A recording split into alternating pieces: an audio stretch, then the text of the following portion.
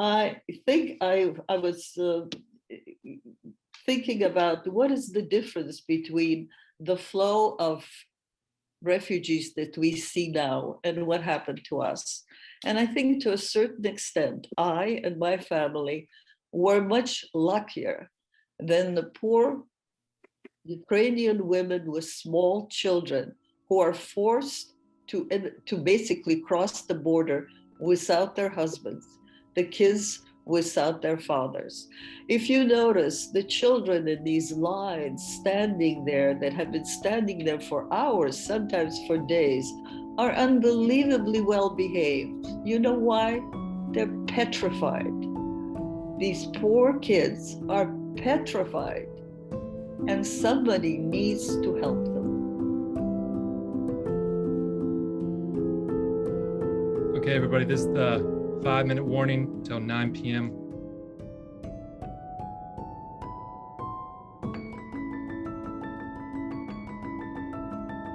And we're ready to start. Anybody who's joining now, please mute yourselves. And we're about ready to start Stories from Ukraine. Thomas, are you ready? I am ready. Okay, let's do it. So, I want to thank everyone for attending Stories from Ukraine, our event tonight. My name is Thomas Shoemaker, and I'll be kicking us off. When the ongoing invasion of Ukraine started, I spoke a lot with my brother David about it, who is also a host for this event.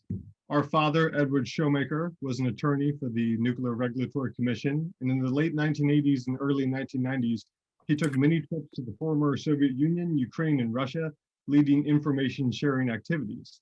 One of our panelists, Irene Fierso, was a translator for the State Department, and she sometimes assisted these delegations. And sometimes our father's Soviet, Russian counterparts and Ukrainian counterparts visited America, and we entertained them in our home. Our father's trips included a visit to Chernobyl in late 1986 and again in 1992. He continued working almost right up until his untimely death from cancer in 1993.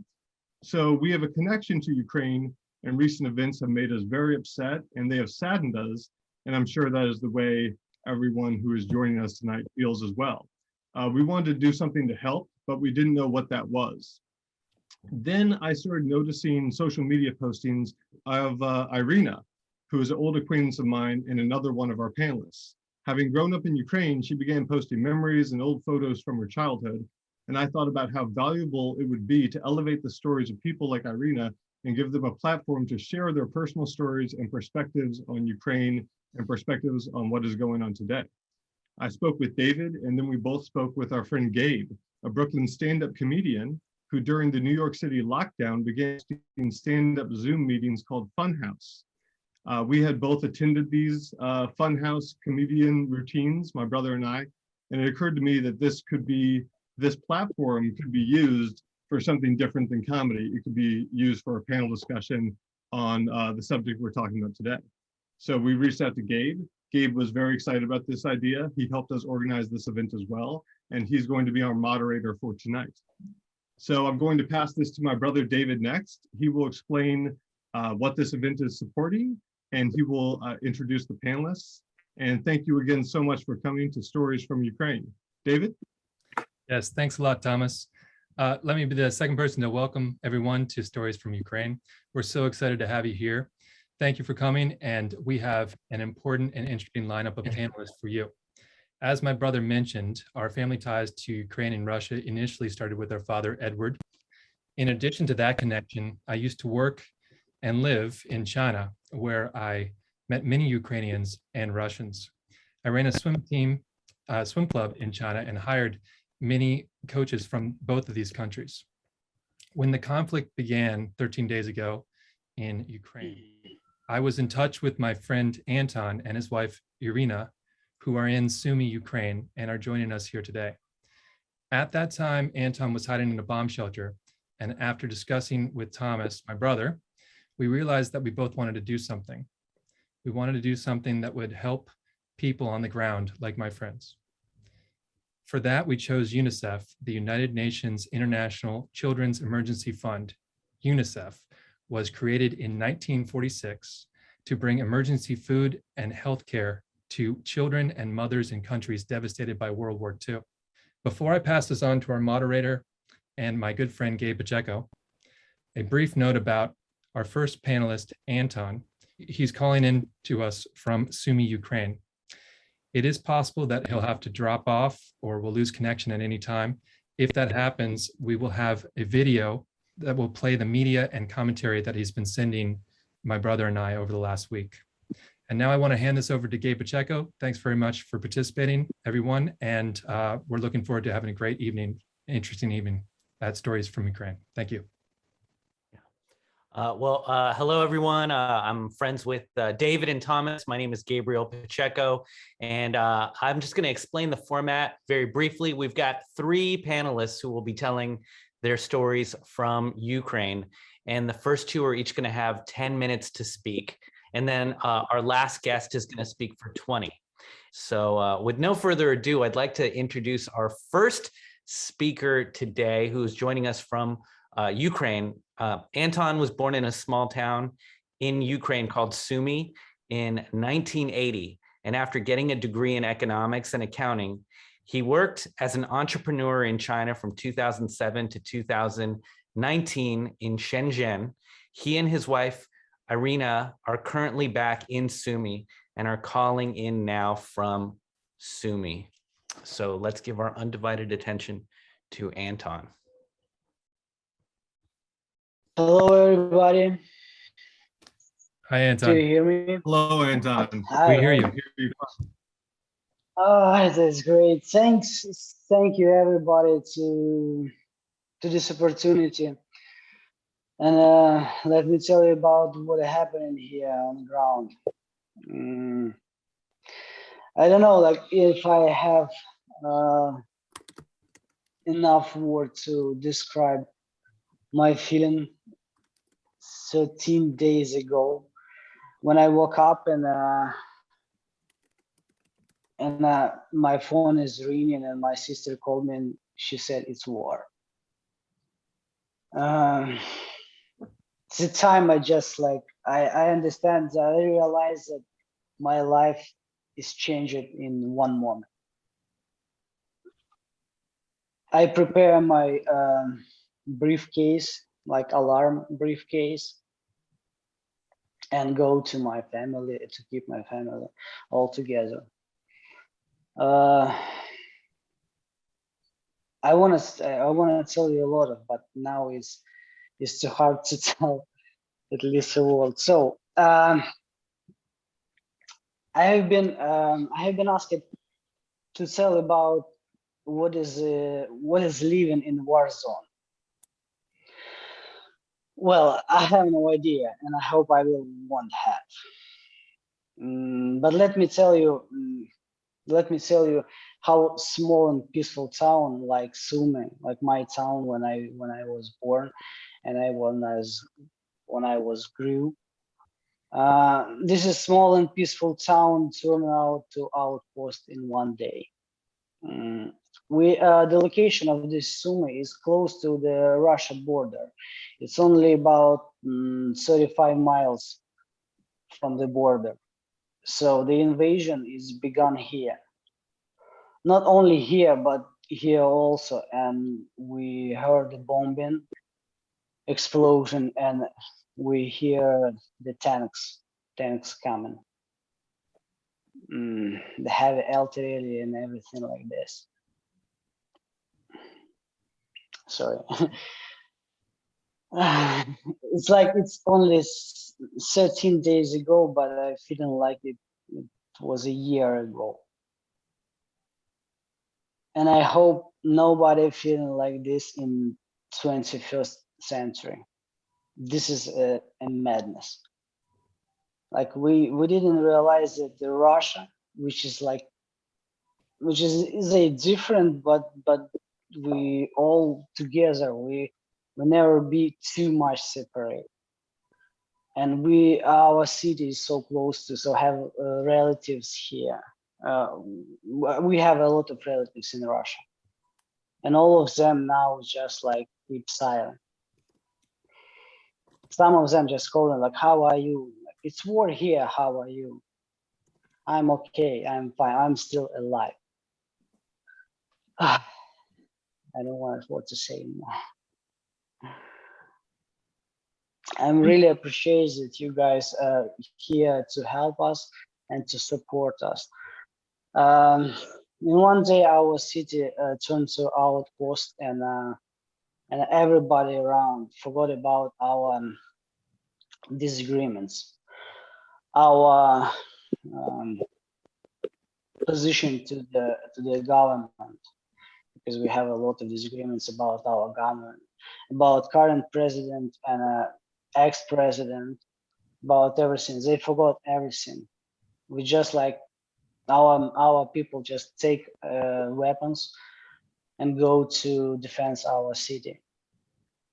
Now the enemy is just afraid to even come close to our city, and we are proud about it. And after 13 days, we realized that the big, huge Russia army is just weak, and we really we feel we understand that the hope is that our win is just close. We have to stand and we have to win it. But today I've been asking to tell a story.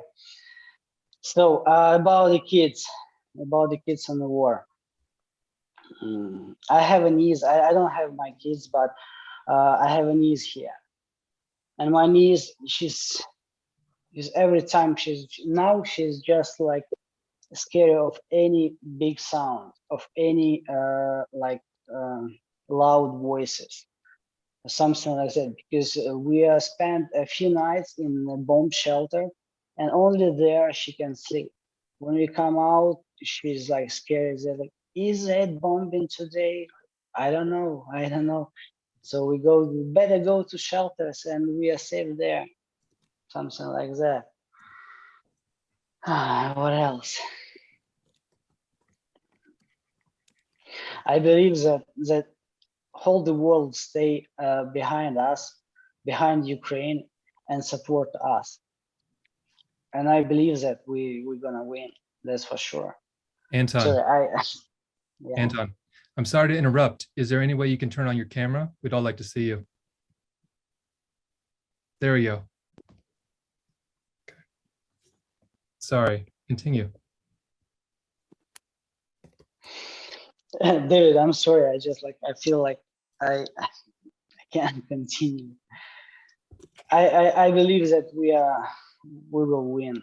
And thank you for all your support and support of our kids who now stay here. About today, just today, this first day of evacuation of our city, because it's shortage of the medicines, like insulin, like some medicines for heart disease. For the old people, it's very important to keep the arterial pressure. And today is just like on one city in Ukraine, which is location in the war zone. We started evacuate our people from city. Today was a first successful evacuation, first wave of evacuation. And this is great because we move from the city a lot of international students. We have 5 universities in our city, and there are a lot of like students from China, from India, from Pakistan, from African country. A lot of them now is in safe place. Also, a lot of children we evacuate today, and hope tomorrow will be too. But all the men stay in city and will defend. Man, David, I don't know what to say more. Okay. Well, look, that's very fine already. And Gabe, I think we'll move on, and then we'll have some questions for Anton afterwards, of course. And if Anton, if you'd like to speak later, of course, we'll try to make that happen. But thank you very much.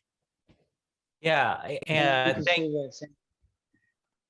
Wonderful. Thank you so much for sharing, Anton. And my prayers go out to you and your family. Thank you very much. And everybody who posted questions in the chat, that's a great place for them. If we don't get to them today, David and Thomas will be collecting those questions, and we'll make sure to get you some answers down the line. We will have a Q&A at the end of the program. We are going to move on to our next guest right now, who will be sharing a story. We have Irina with us, and Irina Falco is a Ukrainian American. She's a visual artist, born in Kiev on September 1985, and she had escaped radioactive fallout from the Chernobyl disaster with her parents when she was just 1 year old. And in 1995, she emigrated to the United States. So let's give our undivided attention to Irina Falco. Hello, hi. Thank you all for having me, and thanks for coming. So, my name is Irina, and I grew up in Ukraine, and I would like to talk to you guys a little bit about, the land of my birth. So one of the things that became like a symbol of Ukraine is this red berry called Kalina. And you can actually see it behind me in my photo on the event flyer. Just the red berry. It's native to Eastern Europe and also Canada. And somehow I found a tree growing here in New Mexico, so I had to take a picture because it was just so unexpected. And it's been really important in Ukrainian culture. There's a lot of hymns and folk songs dedicated to it. The Ukrainian ladies wear like necklaces with red beads that are kind of, representing the berry. And it's also called viburnum for the gardening enthusiasts among you.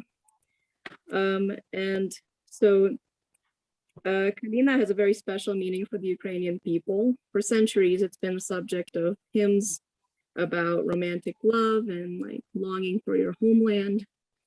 And there's like two Kalina, that's Kalyna, or viburnum. If you want to look it up, you can probably throw it. Yes, that's me and my parents. And it's actually also been like a symbol of feminine beauty and rebirth. So I'm going to talk about this photo in a minute, gonna get around to it. But yeah, that's us when we got away from Kiev and arrived in Armenia. So I also wanted to talk about, and one of the things that always set Ukraine apart is that they kept a lot of their informal traditions and self-government since the time of, the Vikings, the Varangians. And because they kept this ethnic self-awareness in the last decades of the Soviet Union, it was thought to be dangerous, which is why it's really worrisome when Putin has been saying that, saying a lot of really destructive things about Ukraine. In his essay that he wrote in 2021, he wrote that Russians and Ukrainians are the same, which was sort of a precursor to his invasion of Ukraine.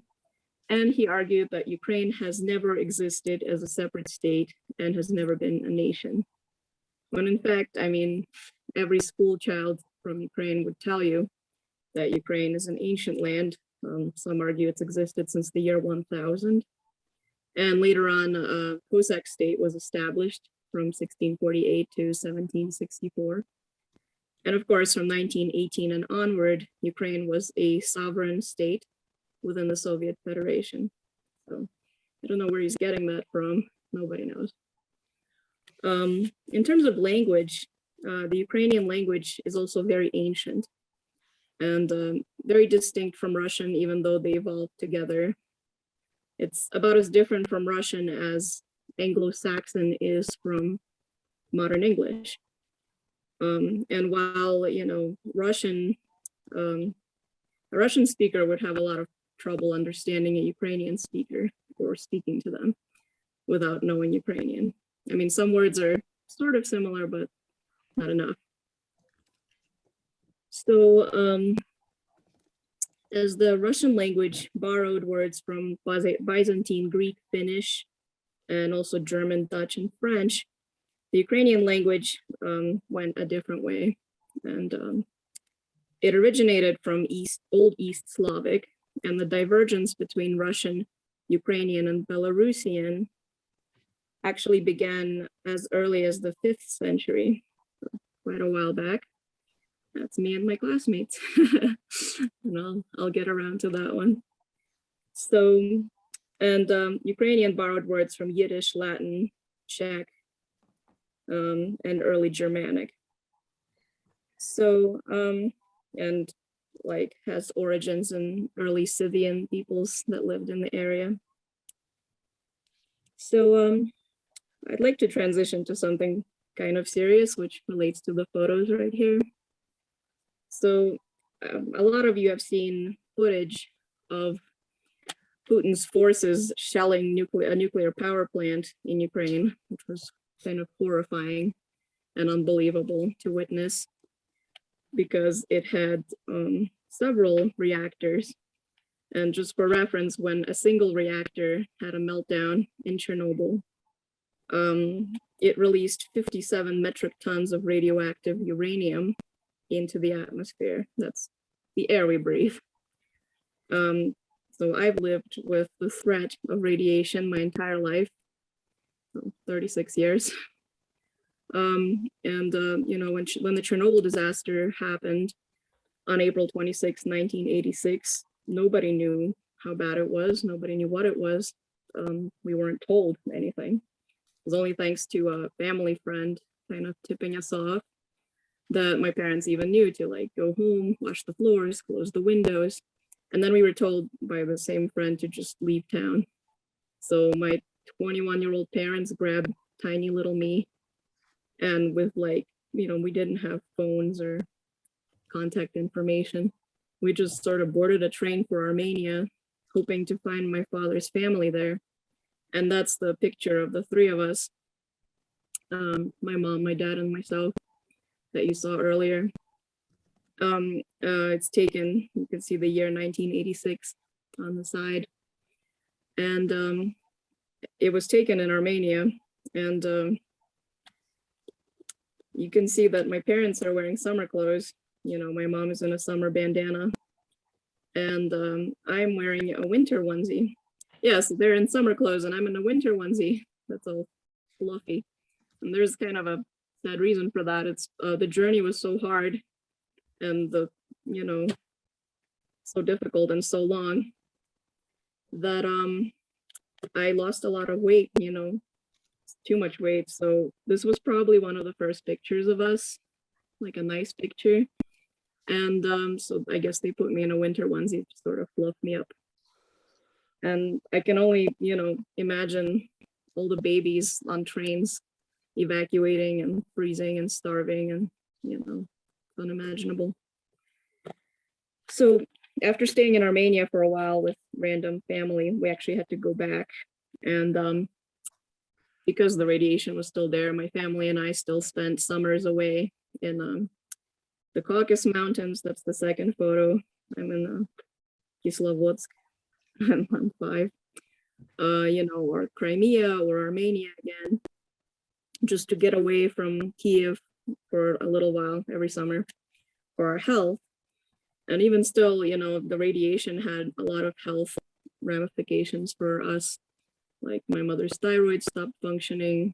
I have a compromised immune system and just a lifelong history of respiratory illness, probably as a result of exposure to radiation. Like I'm not allowed to get a lot of x-rays. Like I can, but I shouldn't, basically. So, but you know, even with all that, you could pull up the third photo. You know, my parents gave me a beautiful and really happy childhood. I went to this wonderful school where we learned 3 languages. So now I speak 5 languages. And I had a lot of friends, and you know, I was loved and I loved my city. And thinking of the places I love and seeing them on the news has been heartbreaking. You know, seeing the streets I used to walk on and where I used to walk to school and seeing them covered in rubble has been just terrible. And, you know, my son, I have a son now, I'm a mom. My son is of Tibetan and Ukrainian heritage. And while we didn't have expectations of him being able to visit Tibet, we had at least hoped that he could visit Ukraine and experience, you know, his mother's homeland, the country of my childhood. Now I'm afraid it may not be possible, though I remain hopeful that it could be. Thank you all for coming. Thank you Uh, very much. Thank you so much for sharing your story and also for sending us so many amazing childhood photos. That was powerful, and we're going to continue to move on. So if you have any questions for Irina, just put them in the chat. And we really, just one thing I want to acknowledge was that we really loved you. And I see Chris writing this, that we really loved you telling us about the distinctiveness of the Ukrainian culture. So I feel like this was really informative for everybody watching and listening. But we are going to move to our final speaker today. Irene from Kiev was a child in 1943, and Irene Firso escaped Nazi-controlled Ukraine during the last World War and moved to the United States, eventually working for the Voice of America and later the State Department as an interpreter. She's worked with several presidents and foreign dignitaries and has a relationship with David and Thomas. So right now we are going to hear from Irene Firso. Well, let me start by saying that I'm glued to the newscasts about things that are happening in Kiev and Ukraine in general. And I was forced to remember my childhood,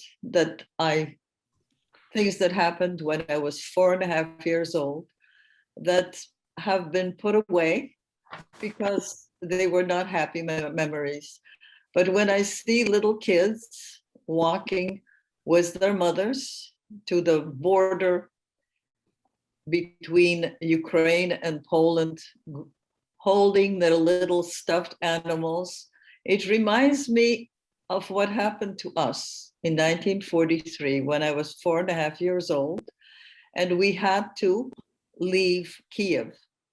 My father and my mother were both born in Kiev. Their parents were from that region, and for generations they have lived in the area that has become an independent Ukrainian country. We left because we had to.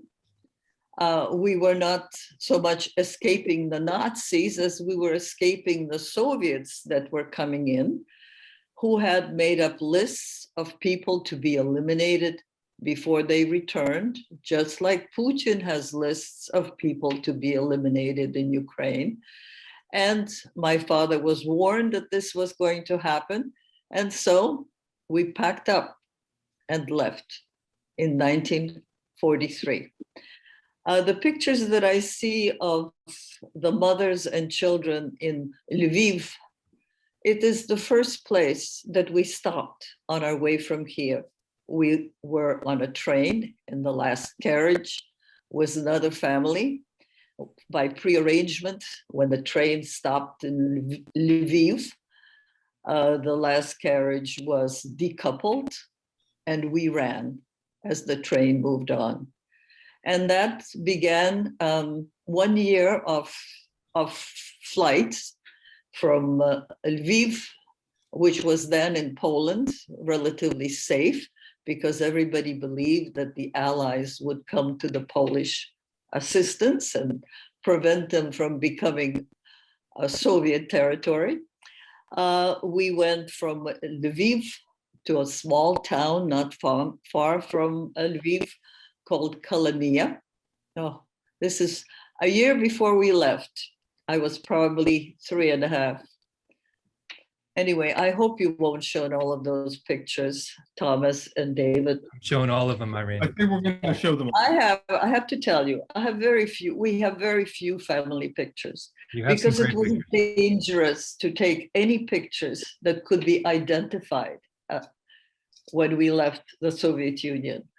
So basically, we have no memories, or I have no memories. I have no pictures of grandparents, of aunts, etc. from that time, because we did not want to put them in danger. Anyway, from Lviv, we went and lived for a while with a very kindly Polish woman in Kalamia.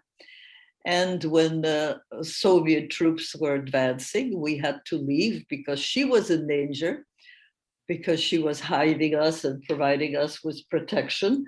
And we went to Warsaw, where we stayed for a while, where my father taught at the Technical Institute, until he was warned that the Warsaw Uprising was coming, and we had to get out because everybody was going to be killed, not only the Germans, but every Russian they could find.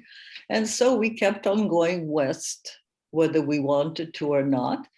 And a year later, by this time, a year had almost passed, we ended up at the end of the war in a little town in Germany called Berg, where for 1 month, my parents were in a labor camp. And I and my brother just ran around eating grass because we were hungry. Oh, this is a picture of Kiev in 1940, I don't think it's 41 or 43. Most of Kiev, a central part of Kiev, which currently is more or less intact, had been destroyed. It had been destroyed by the German bombardment, and then it was destroyed after the Soviet troops were pushed out of the city because they left mines that were set off after the Germans came into the city, which basically destroyed most of the infrastructure. It destroyed things like water supply, like power supply, like food storage facility. So basically, Kiev in those years was like, I don't remember ever seeing a store. I don't remember seeing a road that wasn't covered with rubble. I know that every day my grandmother and my mother would run to the market to trade something, whatever they could trade, whether it was a silver cup or a spoon for food. So my memories of Kiev are really of constant sirens going off, of hunger, and of fear. Anyway, we did finally get out and ended up in a displaced persons camp in Germany, where we came in contact with the first UN organization that helped us, which was called UNRWA, which was soon replaced by UNICEF. UNICEF was created in 1946. UNRWA was created a year earlier, I think in 1945, to handle the flow of refugees. And the UNICEF people were the ones that provided medical screenings for the kids. I mean, there were no immunizations at that time. If you got immune to measles by getting measles, to whooping cough by getting whooping cough. But what worried UNICEF and the allies and the people in Germany was the spread of tuberculosis. It was rampant among the children, especially in the camps. I was infected with TB. I was lucky. It only went as far as my glands. My brother was less lucky. His tuberculosis had moved to his lungs, and he was sent away by UNICEF to a sanatorium for 6 months, where he was treated with the latest drugs they had at that time, and recovered enough that we could eventually move to the United States, because the United States was not accepting immigrants with serious health issues.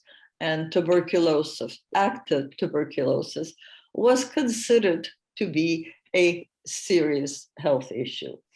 I have to tell you that the assistance that we got from UNICEF and other organizations, from CARE that sent us packages, and from the Red Cross that tried to find living relatives that had survived, it was made our life bearable. We lived in displaced DP camps, as they call them, for close to 6 years. And if it wasn't for the assistance of such organizations as UNICEF and their kindness and the drugs they provided mainly to the kids, because we were the weakest link in this whole, it would have been impossible for us to survive. I think I was thinking about what is the difference between the flow of refugees that we see now and what happened to us. And I think to a certain extent, I and my family were much luckier than the poor Ukrainian women with small children who are forced to basically cross the border without their husbands, the kids without their fathers. If you notice, the children in these lines standing there that have been standing there for hours, sometimes for days, are unbelievably well behaved. You know why? They're petrified. These poor kids are petrified, and somebody needs to help them and to help the mothers who are crossing the border. Now over 2 million people have crossed the border. And the analysts think that the first wave, are mainly people who are going to friends and relatives in other countries. But once this initial wave of people who have a place to go that they passes, you're going to have millions of more immigrants. I'm sorry to call them immigrants, or to millions of more refugees who will have no idea where they're going. They're just running away from what they leave behind. And I think they will need much more assistance than the current flow, even though the current flow, 2 million people. Can you imagine 1 million refugees in 2 weeks have crossed into Poland alone? Somebody has to provide for them. Somebody has to just even provide them with water and basic food, little things like that, which we take for granted. We live so well. We forget, or maybe we just, most of us never experience what it means to be constantly hungry and afraid. And that, I think, is the situation in Ukraine at the current time. Anyway, enough of the story of my sad flight from Kiev. My first time, I never thought about returning or not returning. I became very happy. I grew up in California. I went to university in Berkeley. I had a wonderful life. And I eventually was hired by the Voice of America to make shows that would reflect the way shows are made in the United States. They had to be lively, and they had to be full of rock and roll music, and they had to be very modern. And so in 1965, after I graduated from the university, I came to Washington, and here I am broadcasting to the Soviet Union. And I produced, I wrote, I emceed shows on all kinds of youth topics initially. You know, I had a youth show, I had a jazz show, I had an American theater show, and eventually I moved from, as I grew older, my interests changed, and I had show on books, American books and magazines, and on political issues. And eventually I switched careers, and in the late 80s, I decided to become an interpreter. And lo and behold, I passed the test. It seemed that I had the knack for being able to interpret other people speaking simultaneously. And this is how I met Ed, my neighbor. My next door neighbor was Ed Shoemaker, Thomas's and David's father. And eventually, they started a program on offering assistance to the Soviet Union after the Chernobyl disaster.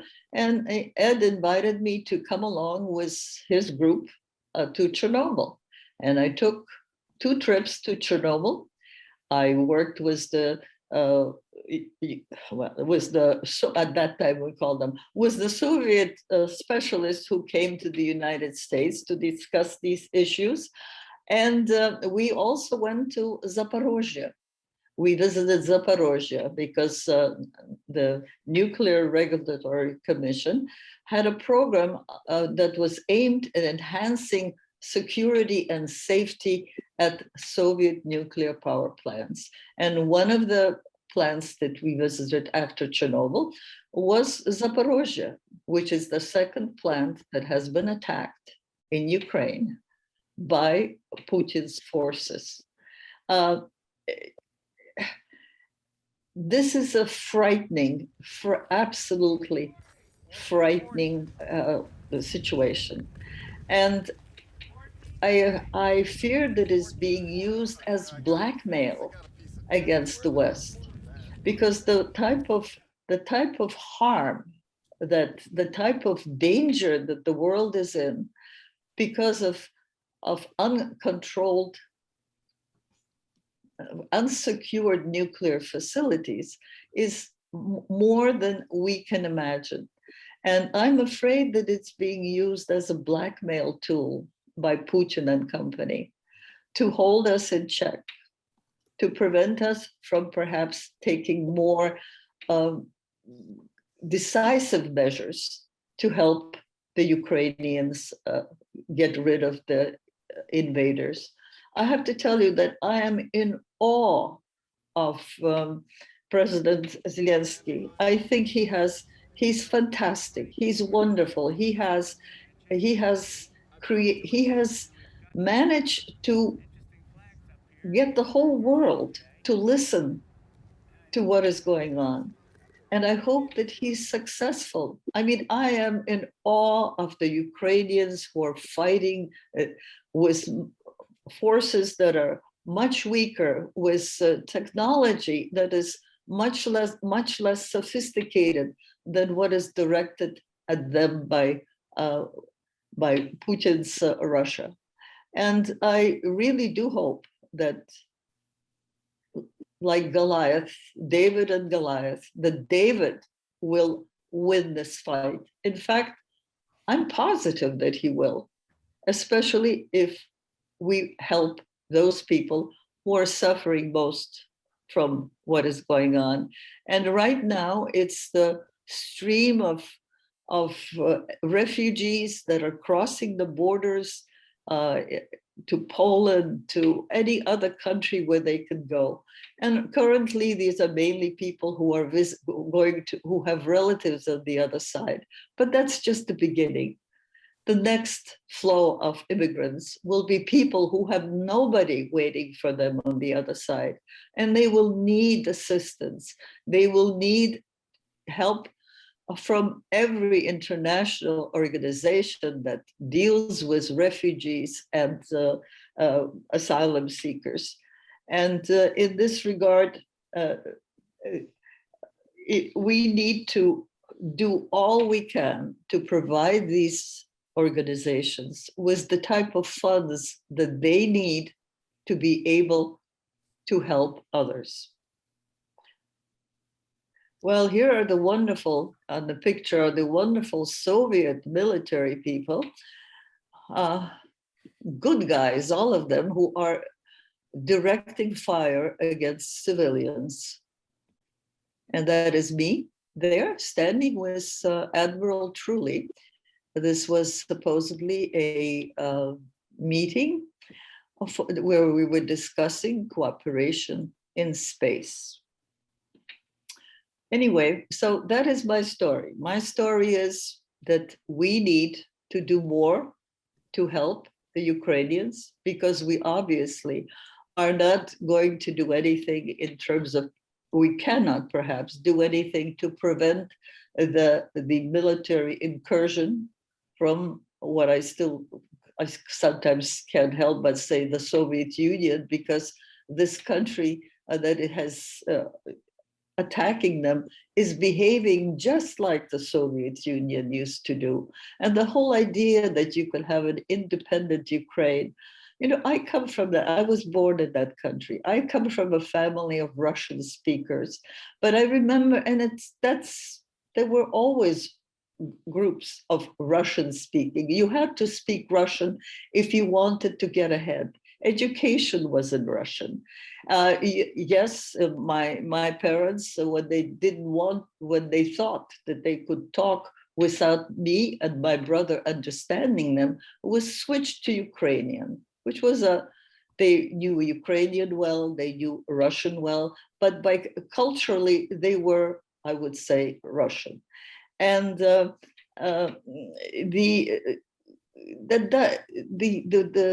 population of Ukraine, for the most part, especially in the what do you call it, eastern part, they're Russian speakers, but they're Ukrainians.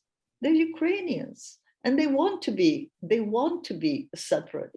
There is no reason why they could not have their own country, which Putin is trying to prevent from occurring. And I just hope that they're successful. I'm in awe of the president of Ukraine. I'm in awe in how he has managed to get everybody's attention to what he's doing without losing face, without doing anything that would diminish him as a leader of a country. And so I hope that everybody will do whatever they can to help Ukraine succeed and fight off the Russian invasion. So Thank you so much, Irene. That was moving, and I'm going to pass it back over to Gabe. We've prepared a few questions. I know people have a lot of questions, but we prepared some ahead of time for each of the panelists. We have one for Anton, one for Irina, and two for Irene. So Gabe, without further ado, go for it. Yeah, thank you, Irene. What an incredible story and an incredible the scope of history that you've experienced is I'm awestruck. But now I have a question for Anton, and we'll come back to you, Irene, for your questions a little bit later. But Anton, to get back to you, thank you for sharing your experience with us. We also wanted to know how the children are dealing with this. Could you talk a little bit about their experience, perhaps like from the perspective of your young niece? Well, we're trying to keep our children safe, of course, and everyone, I mean government and our volunteer centers support us with instruction how to deal with the kids in shelters while bombing, while attacks, while street fights. So we have been explaining like what we have to do by the professionals. I mean, like I forgot the word. Okay, so but most of them, like we are trying to keep them like all the time, just like keep them all together, holding hand. If we go somewhere, so we take them with us. If we going outside anyway, we take them with us. If we need to go somewhere to find the supplies, so anyway, we take them with us. Well, they're doing great, but today I heard when it was first wave of evacuation, I heard many things about from my friends about their kids. They're just like, we leave because we cannot stand how kids react on a loud sound. Like the door is just knocking the door, they're scared. So they just like trying to keep the kids away from the war zone, away from the city, like our city right now in our situation. I think we are doing great. We will win, and we keep all our kids safe. Thank you, Anton. Yeah, thank you. Yeah. So next is for Irina. We have a question for you. You mentioned your childhood in Ukraine, and it was your history of the Ukraine, and I got so much out of that, and it sounded beautiful despite the hardships. What was like one unique thing about your childhood in Ukraine that made it special? Oh, there's a lot. I guess just we had this beautiful park, Shevchenko Park, Park Shevchenko, and I hope it's still there. And it had chestnut trees that sort of formed like a rooftop with their leaves. So it was very magical walking there with my grandma. And she would often pick me up from, choir practice or art class or dance class, and we'd just walk the city. Like she'd give me like snacks or cakes or buns, and we'd walk the streets and look at the buildings and look at the trees, and usually visit the church if there was a service going on. And I think I still have that love. I still love wandering the city. Well, here. But yeah, it was kind of that, just seeing beauty everywhere and just experiencing it, and I miss it a lot. And I think that's something I really want to share with my child. And Yeah. Well, thank you so much, Irina. And we are going to, hopefully we'll all get to go and walk in a park in Ukraine. We're going to move on to Irene. Irene, you were a refugee and ended up in the United States. And that's a harrowing story in and of itself, your trek from Ukraine to the US. What is your prediction for the current refugee crisis? And what do you think they need specifically now? I think they need arms. I think they need air cover. I think they need to get rid of Putin. That's what I think. I feel sorry. They are fighting. I just don't know how to express how sorry I feel for what is going on. I mean, we don't want to be in a nuclear war, but we are.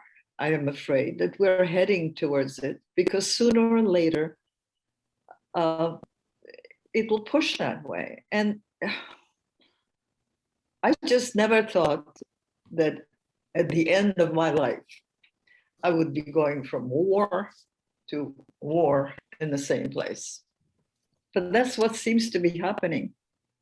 I feel very sorry for Ukrainians. I am in awe of Zelensky.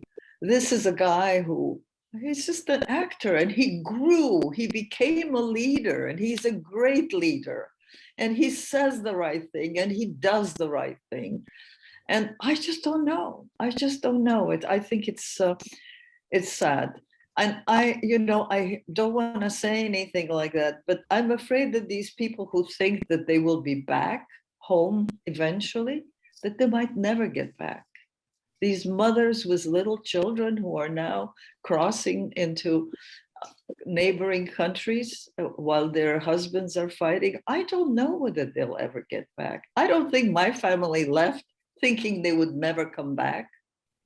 They thought they would return when the Soviets would be overturned, when Stalin would be out of, it never happened, never happened.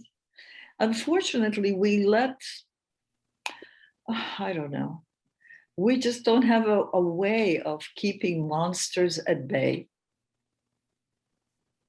I don't know if that makes sense, but it scares me. It scares me. Yeah. Thank you for answering that question and being so candid and vulnerable with that. And I have one follow-up question for you. What is Putin like? I worked with him. Yes.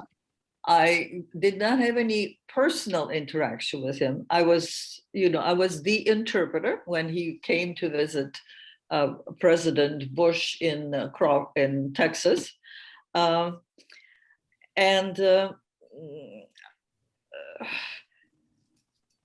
think he's very savvy in terms of the people he deals with. His English is much better than he would never say a word in English, and I think he understood every word we said, but he used the time that he had to wait for translation to think of a better answer. He is, I think he has lost, I think he has gone over the deep end. I think he's gone over to the dark side. But I never thought that he wasn't really part of the dark side. He's a little KGB agent who has risen in rank. I mean, personally, I just have no warm fuzzies for him. I don't have any sense of him as a human being. I mean, I worked with Yeltsin, and you might like him or not like him, and you might call him a drunk and this and all of that, but he had a human quality that you could sense. And I just don't think that this man had any human quality that I recognized. I think that answers our question. Thank you, Irene. It certainly Please, does, Gabe. First of all, thank you so much, all the panelists, but also thank you to Gabe for moderating tonight. That ends the questions that we have for today, just because we have a lot of people that want to ask questions, but we just can't get to them. What we're going to do now, I personally want to thank everyone from the bottom of my heart. The donation channel will continue to be open through March 13th. So you can go back on that link that I gave you, and you can donate at any time. It's of course optional, and you can also do anonymous donations if that is something that you'd like to do. Be generous, please be generous. And I would like to thank everyone for attending Stories from Ukraine too. And I know that this whole evening we have been asking everyone to be muted, but I would like to try something different. I would like to count down, and then if everyone can unmute and join David, Gabe, and I in showing our appreciation for the panelists. So on 3, 2, 1. Please unmute. Thank you. Thank you. Thank you. Thank you. This was amazing. So much. It was amazing. Thank you. So that ends our this portion of the evening for Stories of Ukraine. If you want to ask some questions, please put them in the chat. I'm also going to repost the link to the UNICEF portal. So that anyone wants to give more or give for the first time, that's great. We're welcoming to that. We're going to close this down at 10:30, but you're welcome to hang out here. Yanni's got some nice music for us. And I'd be happy to answer any questions if you want to write me in the private chat. Thank you. Irene Thurso, I wanted to ask you. Irina mentioned the chestnut trees. That's something I've heard you talk about before. Kiev has special trucks that hosed down the chestnut trees. You know, they're very proud of their chestnuts. And after the Chernobyl disaster, they took all the trucks out to wash the buildings to the point that they could reach. So basically, they washed down an awful lot of radiation. Without that, we really don't, I mean, the situation would have been much, much worse. At least that's what I was told by people who were liquidators of Chernobyl disaster. When I traveled with your dad to Chernobyl, they explained to us the sort of methods that somehow protected people from the fallout. And one of them was the fact that Kiev had these watering trucks that didn't water the grass. They sent the water, the sprout up, so to the top of the trees, because, you know, they're so proud of the chestnuts. And that was used to wash down the buildings, with whichever buildings were being washed down. I'm sure not everything was being washed down, but downtown Kiev was supposedly washed down. Does that mean that initially there was a better plan to protect the chestnut trees than the population? Yes, yes. The chestnut trees were better protected than the population, and then the nuclear power plant. Yeah, yeah. Yeah, I'll tell you the most memorable visit we had with your dad when we went to Pripyat, the town where all the workers lived. Mm-hmm. And it was completely empty. Music was still coming out of the windows of the kitchen and wherever they had the radio, and the curtains were being, the windows had been left open, and the curtains were in rags and they were still being blown by the wind. It was like a dystopian film. The world has come to an end. Everybody has disappeared. But you have all of these things remaining that is evidence that there was life here before. It was very, very impressive. Okay, well, that wraps up Stories from Ukraine. Thank you to Irene, Irina, and Anton in particular, but also, of course, I'd like to thank Thomas, my partner and brother, and then also Gabe and Yanni, who helped out with the technical aspects and gave us a great moderator. I hope to be in touch with all of you soon. Feel free to write me an email anytime regarding this or other topics. And thank you so much. Thank you very much. We will send the summary after the 13th. Thank you, everyone. Have a good night. I'm going to close it. Thank you. Thank you, guys. Thank you, guys. Bye. Stay strong. Stay strong. We will. Thank We you. will, don't worry. Thank you very much. We will win. Okay, signing off now. Thank you. Bye-bye and good night. Ciao. Do svidaniya, right? Yeah, maybe not. До побачення. How do you say do svidaniya in Ukrainian? До побачення. That До should, побачення. that's it On then. that note, On yeah. that note, thank you.